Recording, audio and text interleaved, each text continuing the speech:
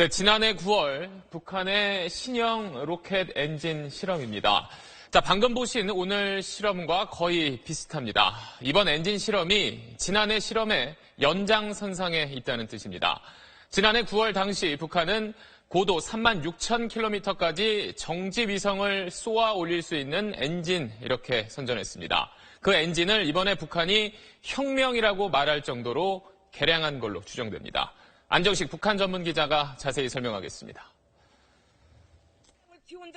지난해 9월 실험과 이번 실험을 비교해봤습니다. 전체적인 모습은 비슷한데 이번 실험 엔진에는 보조 엔진 2개가 더 달려 추진력이 커졌습니다. 보조 엔진까지 달아 실험했다는 것은 실제 미사일 발사를 염두에 두고 실험했다는 뜻입니다.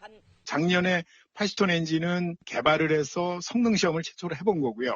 이번에는 전체 추진 시스템, 미사일 1단 형상을 가지고 성능을 구하는. 북한은 지난해 9월 공개한 엔진이 80톤 무게를 끌어올릴 정도의 추진력을 갖고 있다고 선전했습니다. 이번에는 보조 엔진으로 추진력을 더 높이는 한편 비추진력 향상, 즉 좀 더 적은 연료와 산화제로 동일한 추진력을 낼 수 있도록 기술을 진전시켰다고 밝혔습니다. 똑같은 사거리를 나가는데 전체 추진제 탱크가 짧아도 되는 거죠. 전체 미사일의 길이를 단축할 수 있다. 이동식 발사대에 실어서 이제 시험하기가 유리하다. 전문가들은 북한이 추진제 조합과 연료 공급 방식에 있어서도 보다 고도화된 방식을 사용했을 가능성이 있다고 분석했습니다. 자, 안정식 기자, 네. 북한이 혁명일 정도로 얘기를 했다는 건 그만큼 이제 기술적인 진전이 있었다는 건데, 그러면 북한이 말 그대로 ICBM, 즉 대륙간 탄도미사일을 발사할 정도의 어떤 수준에 다다른 건가요? 네, 지금까지 북한이 ICBM을 쏘겠다라고 말은 많이 했습니다만 사실상 이 ICBM을 쓸 수 있는 엔진은 개발하지 못한 상태였습니다. 그렇죠. 그런데 이제 오늘 공개한 엔진을 보면 이 전문가들의 말을 들어보면 ICBM의 1단 추진체에 쓸 수 있는 엔진이다 이렇게 얘기를 하고 있습니다. 그러니까 오늘 공개된 엔진을 한 서너 개 정도를 모아서 1단 추진체를 만들고 그 위에다가 기존에 있던 무수단 엔진을 얹으면 이게 ICBM이 되는 거거든요.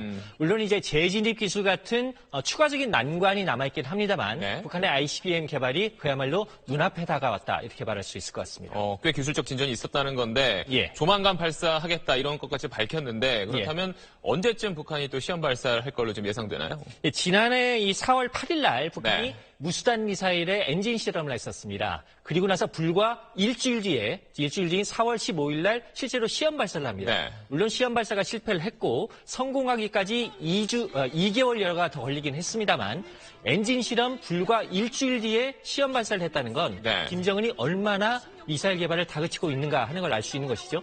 이런 전례를 보면 ICBM의 시험 발사도 그리 오래 남진 않았다 이렇게 볼 수 있을 것 같습니다. 그럼 지난번 얘랑 한번 비교해봤을 때 일주일 뒤면 오늘이 3월 19일이니까 이번 달 안에도 한번 쏠 수 있다 이렇게 볼 수 있나요? 네, 그렇게 볼 수도 있겠습니다만 이 북한이 이제 지난해 무수단을 처음 시험 발사했던 4월 15일이 김일성의 생일이라는 점을 고려할 필요가 있을 것 같습니다. 북한이 워낙 기념일을 중시하기 때문인데요.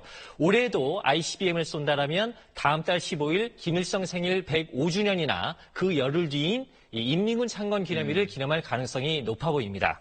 북한이 만약에 이제 ICBM을 쏘게 되면 북미 간의 대립이 그야말로 최고조에 이를 텐데요. 지금 북한의 행보를 보면은 트럼프 행정부가 뭐라고 하든 간에 이 미사일 개발 행보를 멈추지는 않을 걸로 보입니다. 네, 당분간 북한 동향을 좀 예의주시해야겠네요. 오늘 소식 잘 들었습니다.